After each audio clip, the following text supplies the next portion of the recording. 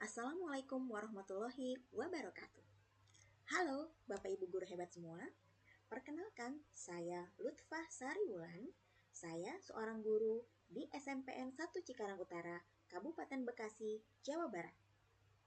Pada kesempatan kali ini, saya akan memaparkan mengenai pemahaman saya tentang pemikiran Ki Hajar Dewantara. Sebelum saya membahas lebih lanjut, apakah Bapak Ibu guru hebat semua sudah tahu apa saja pemikiran Ki Hajar Dewantara tentang pengajaran? Sebagian besar orang mengenal Ki Hajar Dewantara melalui 3 semboyannya yang sangat terkenal, yaitu Ingarso Tulodo yang artinya di depan memberi contoh atau suri tauladan. Lalu Ing Madyo Mangunkarso yang artinya di tengah mampu membangkitkan semangat. Dan terakhir, Tut Wuri Handayani yang artinya di belakang memberikan dorongan moral. Bagaimana dengan pemikiran Ki Hajar Dewantara lainnya? Di sini yang saya pahami bahwa Ki Hajar Dewantara memiliki beberapa pemikiran lainnya. Di antaranya adalah pengajaran dan pendidikan, lalu mengenai kodrat alam dan kodrat zaman, serta menghamba pada murid. Bahasan pertama mengenai pengajaran pada pendidikan. Ki Hajar Dewantara memiliki pendapat bahwa pengajaran merupakan salah satu bagian dari pendidikan, di mana pengajaran merupakan pemberian ilmu yang bermanfaat untuk hidup seorang anak secara lahir dan batinnya. Sedangkan pendidikan merupakan tuntunan dalam hidup tumbuhnya anak tersebut.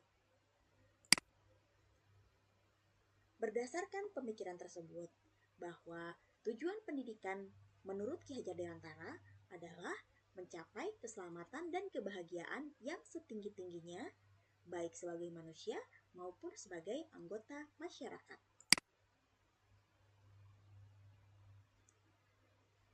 Tujuan akhir dari pendidikan berdasarkan pemikiran Ki Hajar Dewantara adalah seorang manusia yang merdeka.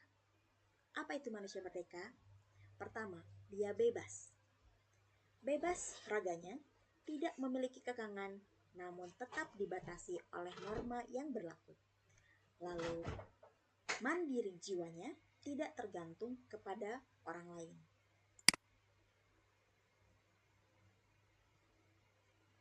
Pemikiran yang kedua, mengenai kodrat alam dan kodrat zaman. Berdasarkan pemikiran Ki Hajar Dewantara, kekuatan kodrat alam sudah dimiliki oleh setiap anak sejak lahir. Jadi, setiap anak sudah memiliki kekuatan kodrat alamnya masing-masing yang diibaratkan bahwa seorang anak adalah layaknya seperti kertas putih yang sudah memiliki coretan-coretan tapi masih samar. Sedangkan pendidikan di sini berfungsi sebagai penuntun si anak untuk bersiap menghadapi kodrat zamannya masing-masing. Ditegaskan kembali bahwa pada dasarnya, berdasarkan pemikiran Ki Hajar Dewantara, pendidikan itu sendiri hanyalah tuntunan dalam hidup. Setiap anak sudah memiliki kekuatan kodrat alam masing-masing. Dalam hal ini, guru tidak memiliki kapasitas untuk mengubah kekuatan kodrat alam tersebut. Tugas guru hanya menuntun tumbuhnya kekuatan-kekuatan kodrat tersebut agar dapat memperbaiki lakunya, bukan dasarnya. Di mana pada akhirnya pendidikan itu sendiri akan menuntun seorang anak untuk memiliki kedewasaan budi pekerti. Dalam hal ini, penguasaan diri yang baik atau budi akan mewujudkan kepribadian dan karakter atau pekerti yang baik pula.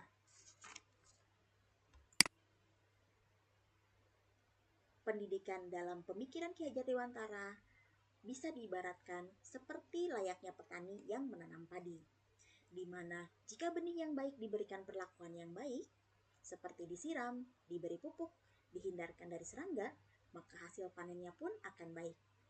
Begitupun dalam menebalkan laku murid. Murid dengan kekuatan kodrat alam yang baik ataupun tidak baik, harus pula diberikan penguatan atau tuntunan agar kekuatan kodrat alam yang baiknya lebih muncul dan menyamarkan kekuatan kodrat alam tidak baiknya. Sehingga pendidikan dapat menciptakan manusia yang beradab dan menanamkan karakter yang baik. Pemikiran yang ketiga, yaitu menghamba pada murid. Berdasarkan pemikiran Ki Hajar Dewantara bahwa pendidikan itu harus berpihak pada murid. Hal ini mengandung pengertian bahwa pendidikan berpusat pada murid seperti diibaratkan layaknya pembeli yang dianggap sebagai raja. Dalam pendidikan pun, murid harus dianggap sebagai raja dalam pembelajaran. Hal ini mengandung arti bahwa semua yang menjadi kebutuhan murid harus diakomodasi oleh guru, atau guru memberikan apa yang diinginkan murid sesuai minat dan potensinya.